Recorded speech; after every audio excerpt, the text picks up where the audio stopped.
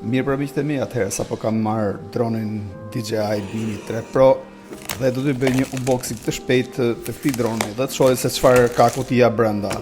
Si fillim hapim kutinë dhe menjëherë shohim që sipër ndodhet droni dhe remote control. Ja kemi dy pajisjet që ka kutia brenda, pra seti normal, ndërkohë unë kam marrë setin combo i cili ka në brendësitë e tij 2 bateri dhe helika rezerv plus edhe USB kabullin, USB-C. Ndodhet dhe kaçavida që të shmonton helikat brenda, sigurisht bashkë me to ndodhen dhe manualet e ndryshme, user manual.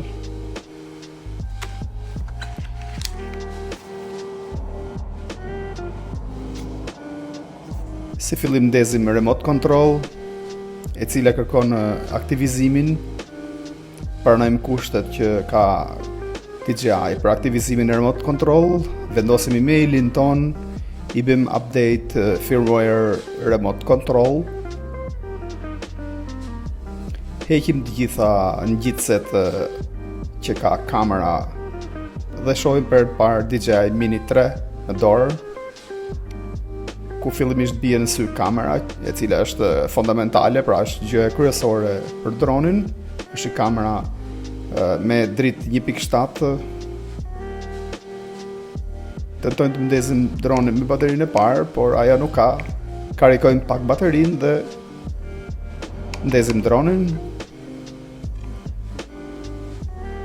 Sa po ndezim dronin, na kërkohen kushtet e DJI-t, të cilët duhet i pranojmë, dhe menjëherë duhet bëjmë patjetër update firmware, procesi kryesor. Pasi blihet një dron, është patjetër update firmware, pra është gjëja kryesore në mbarvajtjen e dronit. Pasi kemi hapur dronin nga kutia, karikojmë të trija baterit, kemi bërë dhe update firmware dhe tashmë droni është gati për fluturim. Atëherë të ndezim dronin për herë të parë.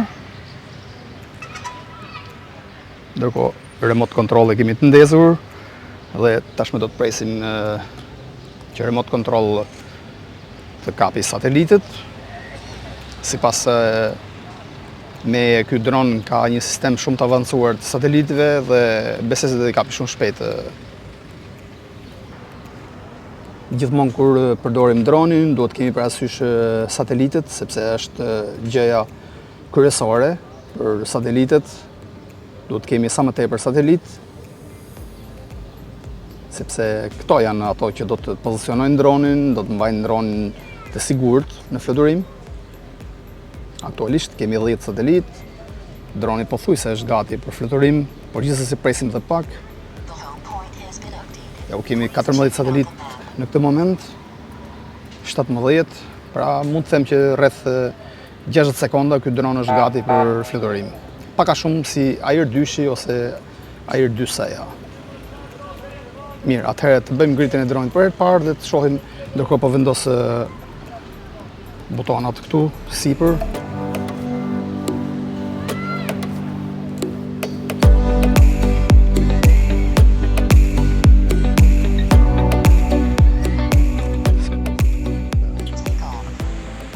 Mirë për miqtë e mi, atëherë po bëjmë ngritjen e parë të dronit. Siç mund të shihet, droni është shumë silencioz, jashtë mazë silencioz, duket që është edhe shumë stabil, në fakt, ka një stabilitet shumë të mirë. Ja ku kemi gjithçka. Mirë, pra atëherë t'i bëjmë një shëtitje e dronit dhe të shohim cilësinë që ka ky dron.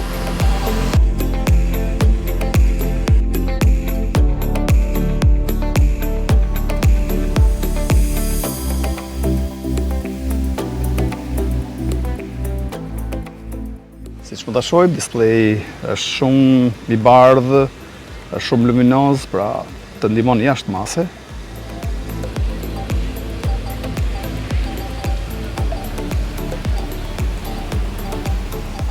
Në këtë remote control kemi edhe procesin screen record, ku mund të regjistrojmë gjithçka, po regjistrojmë nga droni, pra displayin në këtë rast. pra është screen recordi aktivizuar. Ndërkohë që mund të përdorim edhe kemi butonat për startimin e rekordit, por edhe butonin për foto. Këtu kemi butonin për kamerën, për lëvizjen e kamerës vertikalisht.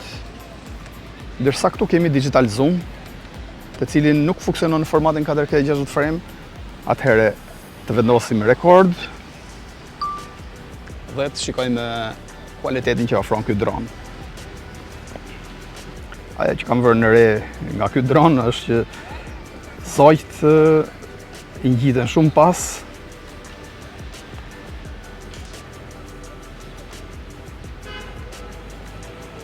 Aktualisht jemi në mes të qytetit, mund të them, një zonë banuar ku ka shumë interferenca, por siç mund të shihet edhe në remote control, sinjali i telekomandës, i remote control është shumë i mirë, është pothuajse plot.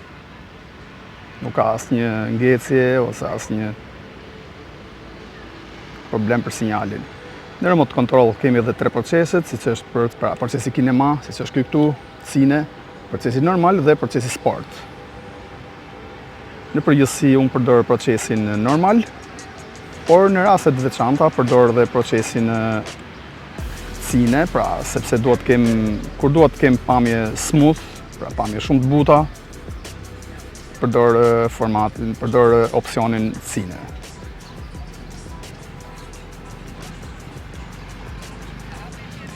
Pra me këtë dron mund t'i bijem qytetit pothuajse për qark dhe nuk besoj se kemi shumë në ndërhyrje në sinjal.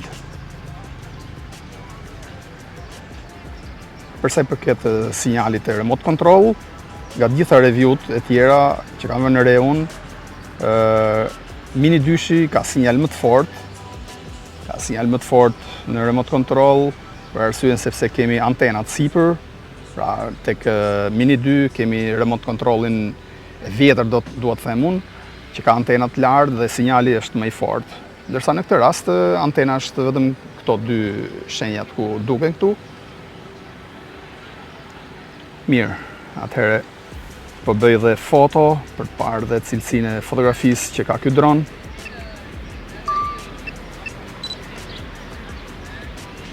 Aktualisht jemi në formatin JPEG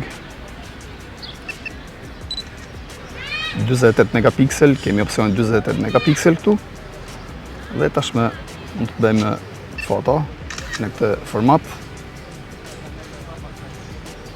Kjo është zona që më pëlqen për foto për momentin. Kështu që thjesht mund të shtypim butonin e fotos këtu dhe bëjmë foto. Nëse duam të bëjmë video, mund të klikojmë butonin këtu në video dhe opsionet në këtë dron kalojnë për të bërë video. Për të gjitha opsionet e tjera që ka ky dron, do të bëj një video më të dedikuar, ku do të provojmë edhe range testin, se sa larg shkon ky dron.